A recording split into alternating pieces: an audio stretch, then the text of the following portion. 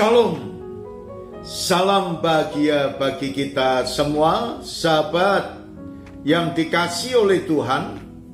Marilah kita merenungkan kebenaran firman Tuhan dengan pokok bahasan manusia meraba-raba dalam kegelapan. Firman Tuhan yang terdapat dalam kitab Ayub pasal yang ke-12 ayat yang ke-25 berkata kepada kita, mereka meraba-raba dalam kegelapan yang tidak ada terangnya, dan ia membuat mereka berjalan terhuyung-huyung seperti orang mabuk. Saudaraku yang dikasihi oleh Tuhan, berkaitan dengan manusia meraba-raba dalam kegelapan.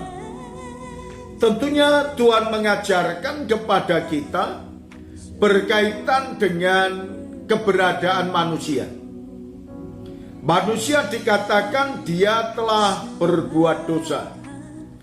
Manusia telah jatuh di dalam dosa. Manusia telah kehilangan kemuliaan Allah. Manusia berjalan menurut apa yang dianggapnya baik. Manusia telah menyeleweng. Manusia tidak hidup benar. Mereka hanya memuaskan keinginan kedagingannya, dan dia tidak mencari Tuhan serta tidak memuliakan nama Tuhan. Dan itulah potret daripada manusia. Maka apa yang Tuhan sampaikan kepada kita, ketika manusia hidup di dalam kegelapan, maka mereka akan meraba-raba. Berbeda dengan manusia yang hidup di dalam terang. Mereka bisa melihat jalan, mereka bisa melihat yang ada di depannya, apakah ada lubang atau tidak. Dan kita tahu bahwa setiap umat manusia yang ada di dalam Tuhan, setiap umat manusia yang percaya kepada Kristus, maka kita beroleh terang, dan kita akan berjalan di dalam terang, dan terang akan menuntun dalam kehidupan kita. Tetapi kalau kita berjalan di dalam dosa, maka kita akan meraba-raba mana jalannya, mana yang paling tepat, mana yang paling baik. Karena mereka hidup di dalam kegelapan, maka mereka akan meraba-raba. Tidak sedikit manusia yang saat ini seperti dikatakan dalam kitab Ayub pasal yang ke-12 ayat yang ke-24.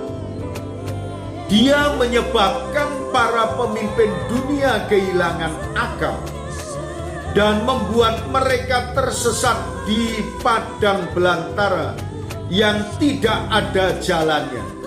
Dan saudara sekalian, kita tahu ketika umat manusia dia akan berjalan bersama-sama dengan Tuhan, memang banyak tantangannya.